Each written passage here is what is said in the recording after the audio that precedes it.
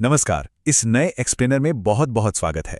जरा सोचिए, अगर इस दुनिया में कुछ भी नया जन्म लेना बंद कर दे तो क्या होगा? जीवन तो बस वहीं रुक जाएगा, है ना? तो आज हम एक बेहद ही दिलचस्प बायोलॉजिकल सफर पर निकलने वाले हैं, जहां हम ये समझेंगे कि जीव आखिर नए जीवन को जन्म कैसे देते हैं। यह विषय हमारे वजूद का एकदम बेस है।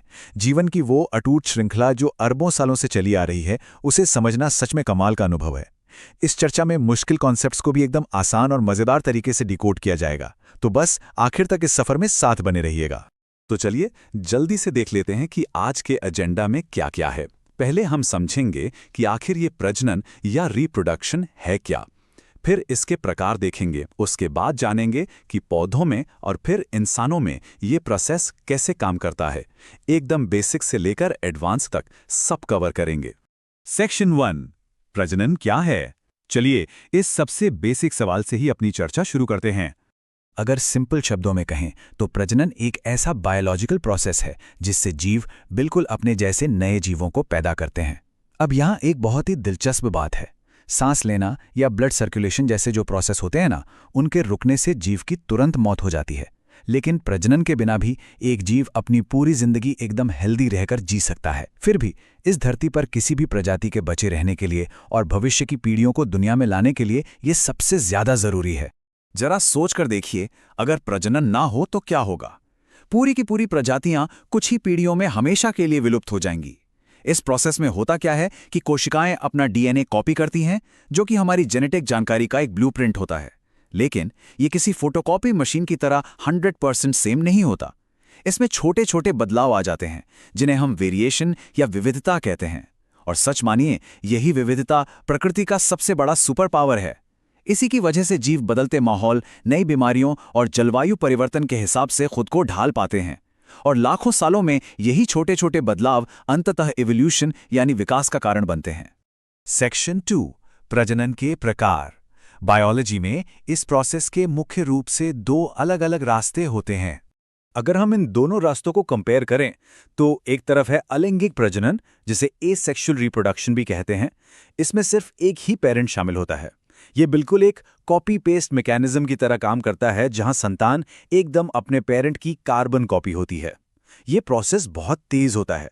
वहीं दूसरी तरफ है लैंगिक प्रजनन या सेक्सुअल रिप्रोडक्शन। इसमें 2 पेरेंट्स की जरूरत होती है, एक मेल और एक फीमेल। यहाँ नर और मादा युग्मकों यानी गैमीट्स का मिलन होता है। हाँ, ये थोड़ा धीमा और ज्यादा एनर्जी लेने वाला प्रोसेस जरूर है, लेकिन ये वही जेनेटिक विविधता लाता है जिसकी हमने अभी बात की थी, जो प्रजातियों को लंबे समय तक सरवाइव करने में मदद करता है। चलिए अलैंगिक प्रजनन के कुछ एग्जाम्पल्स देखते हैं, जो खास तौर पर सूक्ष्म जीवों में देखने को मिलते हैं। जैसे अमीबा को ही ले लीजिए। ये बाइनरी फिजन यानी द्विखंडन का इस्तेमाल करता है। मतलब जब ये मैच्योर होता है तो खुद को 2 बिल्कुल एक जैसी सेल्स में डिवाइड कर लेता है। वहीं मलेरिया फैलाने वाला जो खतरनाक परजीवी है ना, प्लाज्मोडियम, वो मल्टीपल फिजन करता है। इसमें एक ही सेल के अंदर बहुत सारे विभाजन होते हैं और एक साथ सैकड़ों नई कोशिकाएं बाहर निकल आती हैं। कम रिसोर्सेज में तेजी से अपनी आबादी बढ़ाने का ये नेचर का एकदम मास्टर स्ट्रोक है। सेक्शन 3, पौधों में प्रजनन। अब थोड़ा बॉटनी की दुनिया में चलते हैं और देखते हैं कि पौधों के साम्राज्य में ये सब कैसे काम करता है। पौधों की दुनिया सच में बहुत ही अमेजिंग है। ये दोनों ही तरीके इस्तेमाल करते हैं। बीजों के जरिए तो ये लैंगिक रूप से प्रजनन करते ही हैं, लेकिन साथ ही कटिंग या वेजिटेटिव प्रोपगेशन के जरिए अलैंगिक रूप से भी अपनी तादाद बढ़ा सकते हैं। ये एक तरह से नेचर का क्लोनिंग सिस्टम है, जहां जड़, तने या पत्तियों से ही एक बिल्कुल नया पौधा बन जाता है। जैसे अगर एक आलू को मिट्टी में छोड़ दें और उसकी आंखों से नए अंकुर निकलने लगे, या गुलाब की एक टहनी काट कर लगाने से नया पौधा बन जाए, तो ये सब अलैंगिक प्रजनन का ही तो जादू है। बिना बीज के भी नए पौधे तैयार हो जाते हैं। अब अगर फूल वाले पौधों में लैंगिक प्रजनन की बात करें तो इसके स्टेप्स एकदम सटीक और कमाल के होते हैं। सबसे पहले आता है परागण या पॉलिनेशन। इसमें हवा, पानी या फिर मधुमक्खियों जैसे कीड़ों की मदद से परागकण मेल पार्ट से फीमेल पार्ट तक पहुंचते हैं। इसके बाद होता है निषेचन का चमत्कार, जहां मेल और फीमेल गैमीट्स फूल के गहराई में जाकर आपस में मिलते हैं। और इसी सफल मिलन का फाइनल रिजल्ट होता है बीज का निर्माण।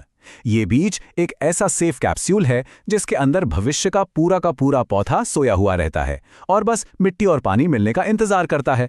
सेक्शन 4, मनुष्यों में प्रजनन। चलिए अब इस एक्सप्लेनर के सबसे कॉम्प्लेक्स और आखिरी हिस्से पर बात करते हैं। अगर हम इंसानों की बात करें तो हमारे अंदर प्रजनन पूरी तरह से लैंगिक होता है। एक नए जीवन को दुनिया में लाने के लिए दो पेरेंट्स यानी एक मेल और एक फीमेल और उनके बेहद खास शारीरिक तंत्रों की आवश्यकता होती हैं। ये सिस्टम्स इतने एडवांस्ड होते हैं कि ये सिर्फ स्पेसिफिक गैमीट्स ही नहीं बनाते बल्कि एक नए जीवन को सुरक्षित पालने का पूरा अरेंजमेंट भी करते हैं। तो सबसे पहले पुरुष जनन तंत्र को देखते हैं। इसमें वृषण यानी टेस्टिस का रोल सबसे अहम होता है। प्यूबर्टी शुरू होते ही बॉडी में बहुत सारे हार्मोनल बदलाव आते हैं और ये वृषण लगातार लाखों शुक्राणु या स्पर्म सेल्स बनाना शुरू कर देते हैं। इसके साथ ही ये टेस्टोस्टेरोन जैसा जरूरी हार्मोन भी बनाते हैं। ये स्पर्म्स बहुत ही छोटे लेकिन सुपर एक्टिव मेल गैमीट्स होते हैं जो एक नए जीवन की शुरुआत के लिए आधी जेनेटिक जानकारी अपने साथ लेकर चलते हैं। अब महिला जनन तंत्र की बात करते हैं। इसमें अंडाशय यानी ओवरीज होती हैं जो अंडे या डिंब का उत्पादन करती हैं। यहाँ एक बहुत बड़ा डाउट क्लियर करना जरूरी है। अक्सर लोगों को लगता है कि निषेचन या फर्टिलाइजेशन गर्भाशय में होता है, लेकिन नहीं, ये असल में फैलोपियन ट्यूब के अंदर होता है। जब कोई शुक्राणु सक्सेसफुली एक अंडे से मिलता है, सिर्फ और सिर्फ तभी वो निषेचित अंडा गर्भाशय, जिसे हम वूम्ब भी कहते हैं, उसकी तरफ बढ़ता है। और यही गर्भाशय वो एकदम सेफ और पोषण से भरी जगह है जहां बच्चे का आगे का पूरा डेवलपमेंट होता है। मानव विकास की ये यात्रा बायोलॉजी के सबसे बड़े चमत्कारों में से एक है। जरा कल्पना कीजिए, लाखों शुक्राणुओं में से सिर्फ एक शुक्राणु और अंडे के सफल मिलन से एक सिंगल सेल बनती है जिसे जाइगोट कहते हैं। है ना कमाल की बात?